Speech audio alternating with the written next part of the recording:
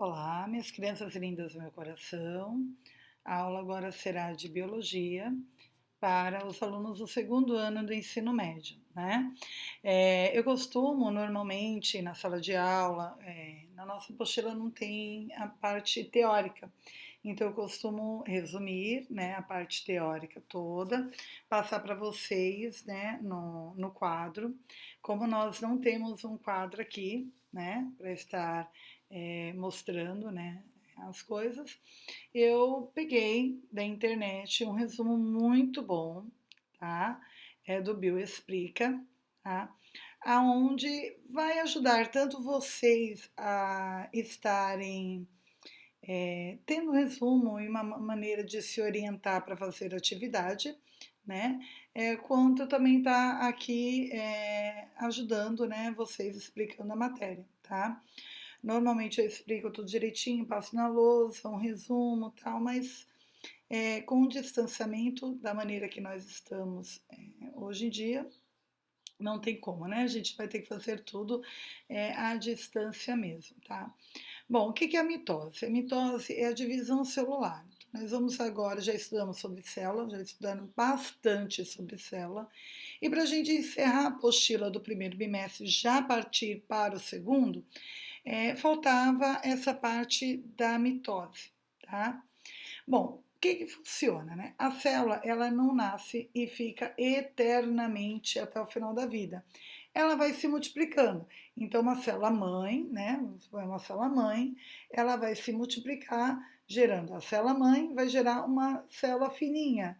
E assim por diante. Depois a célula filhinha vai se dividir, gerando outras novas células, tá? Então, esta vai ser a mitose, né? É o que nós vamos estar estudando hoje. Nessa divisão, nós temos várias etapas, né? E essas etapas todas elas têm nome. Tá? E aqui eu vou tentar resumir, né, uma maneira mais fácil para vocês, todas essas etapas da célula. Na célula animal, vocês viram que tem os centríolos. É uns tracinhos lá que vocês encontraram quando fizeram o desenho da célula para mim no caderno. Tá? Esse centríolos ele é importante agora para a divisão celular. Como que faz? O que acontece? Eu tenho o DNA dentro do núcleo. Então, dentro do meu núcleo está lá todo o DNA bonitinho. Esse DNA ele começa a se multiplicar e ele vai se organizando e se separando. A parte nova para um lado e a parte que já era da célula para o outro. Tá? E o que esses centríolos vão fazer? Eles vão começar a se preparar para puxar e separar esse DNA, a parte nova da parte que já tinha da célula mãe. Tá? E como que isso acontece? Né? Como que ele consegue separar isso para a célula se dividir ao meio? Tá? Então, olha, a primeira etapa, a prófase. O que acontece na prófase? Eu tenho o núcleo. O meu DNA está lá dentro do núcleo. Tá? Eu não posso separar esse DNA se o meu núcleo ainda está ali fechado. Se eu tenho a carioteca, aquela membrana nuclear que fica em volta do núcleo. Se a carioteca ela está totalmente ali firme, tá? Presa, segurando o que tem ali dentro, que é o DNA. Então, a primeira parte, o que acontece? Essa membrana nuclear, ela vai desaparecendo e o DNA que está ali sendo multiplicado, ele começa a ir migrar para os cantos, porque o centríolo começa a puxar ele para o canto. Tá? Então, primeira etapa, essa parede ela acaba se dissolvendo, ela some, ela desaparece por um tempinho, para que o DNA, né, essas pecinhas do DNA, elas comecem a ir para os cantos, tá bom? Aí nós temos, né, a segunda etapa, prometáfase, que é quando essas partezinhas começam a migrar para os centríolos que estão nos cantos da célula. Tá? Depois a metáfase. Metáfase ele está todo se alinhado e aí ele começa a separação. Então, depois da primeira parte que ele se alinhou para ir para os poros, né, agora ele já está ali no centro, já está todo organizadinho, certinho, quem vai para cá, quem vem para cá, e aí ele começa a se soltar e literalmente ir mesmo se soltando, se libertando daquela que ele se clonou, vamos dizer assim, né? Eu tenho a parte antiga e eu tenho a parte que se multiplicou nova. E o DNA ele tem que se soltar. Uma parte vai para um lado e outra parte vai para o outro. E é quando ele começa a fazer essa etapa. A anáfase ele já está quase chegando lá no final, perto do centríolo. Então eu já tenho totalmente separado a parte da célula mãe da parte da célula filha. E elas vão indo lá para o cantinho da célula. Nessa etapa também as organelas também se multiplicaram e elas também vão se separando, né, junto com o DNA. Tá? Telófase. Essa membrana nuclear que desapareceu lá no prófase, lá no comecinho, ela começa a aparecer tanto de um lado na célula mãe, quanto do outro lado na célula filha. Ela volta a aparecer.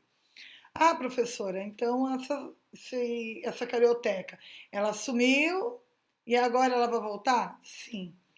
Por que ela tem que voltar? Porque ela tem que organizar todo o núcleo. Tá?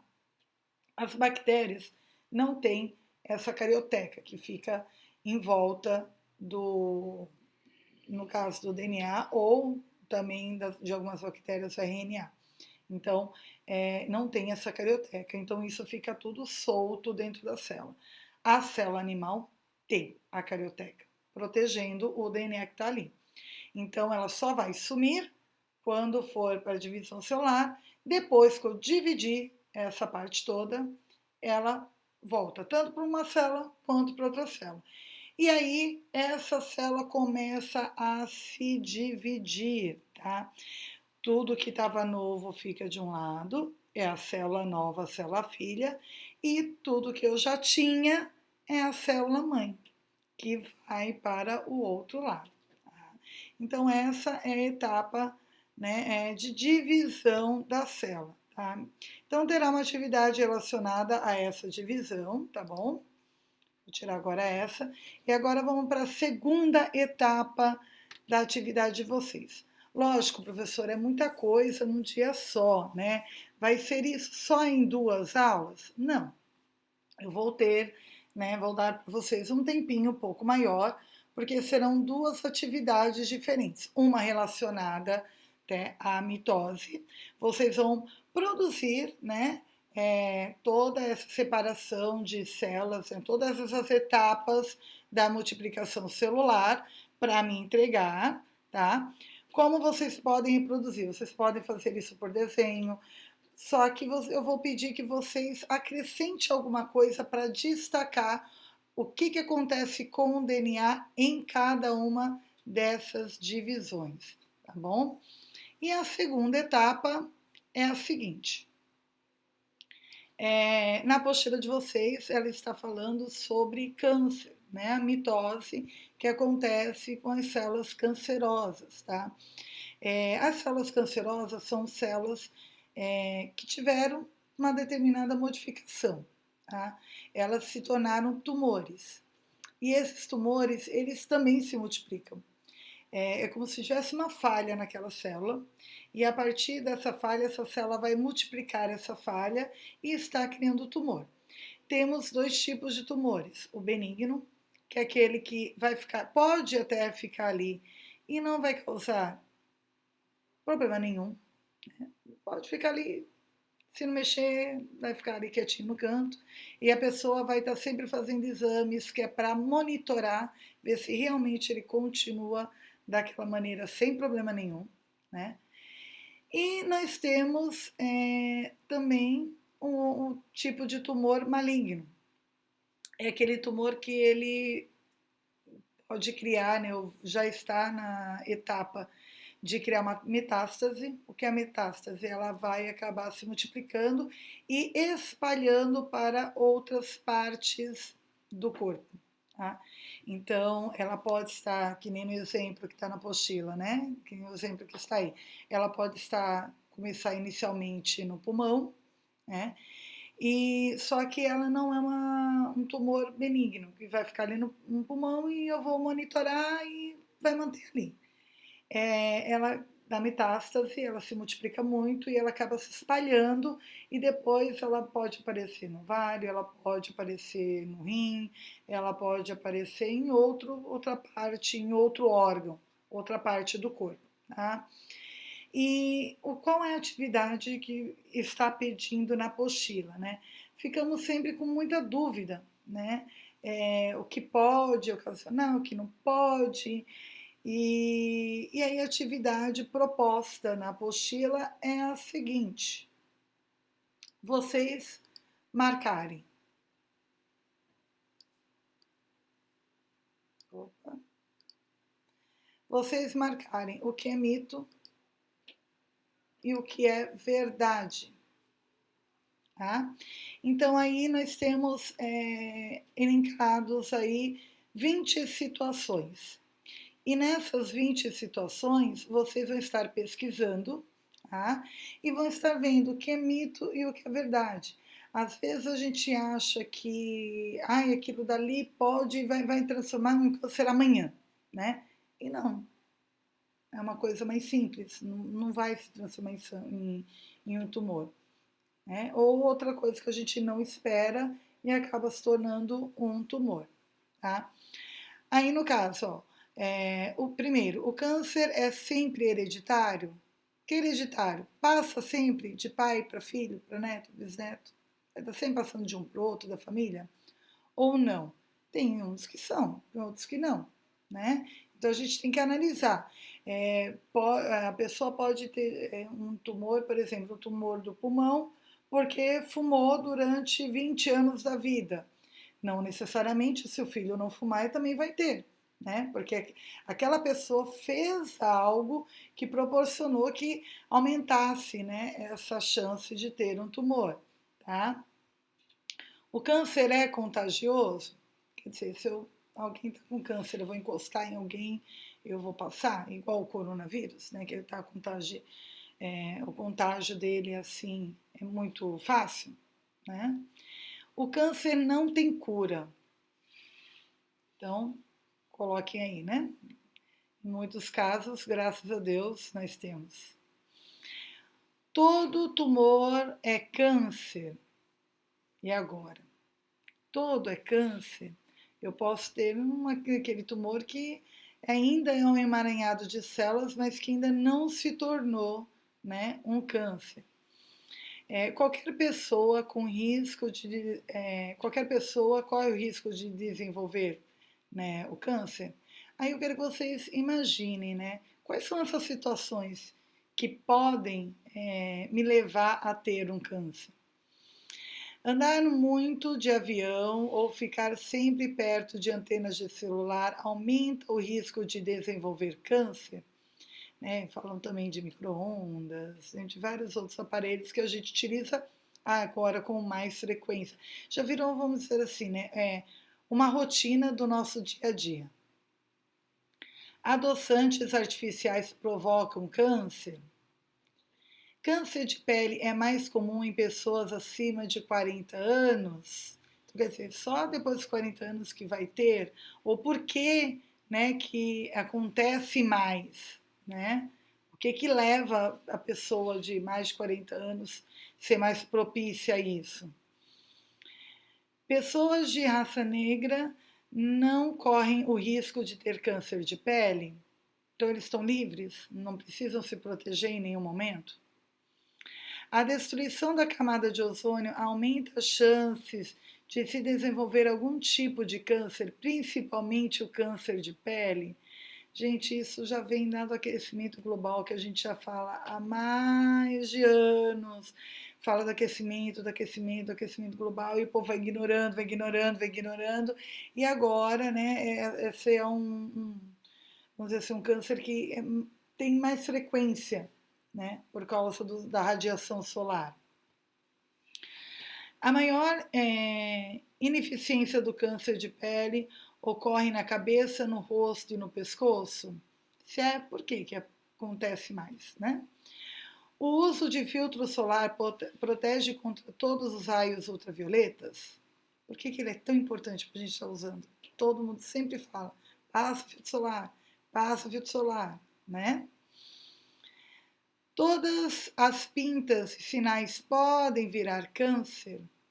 Aí é uma coisa que eu vou deixar vocês pesquisarem. O que vocês acham? Com o tempo, se essa pinta não tem um protetor solar, ela vai acabar se desenvolvendo? Pode ou não? Qual é a proporção que pode dar nisso? O tabaco causa apenas câncer de pulmão? Então, o cigarro, né? Os produtos químicos que tem nele só vão causar problema de pulmão? Esse problema ele também pode ser espalhado para outros determinados locais?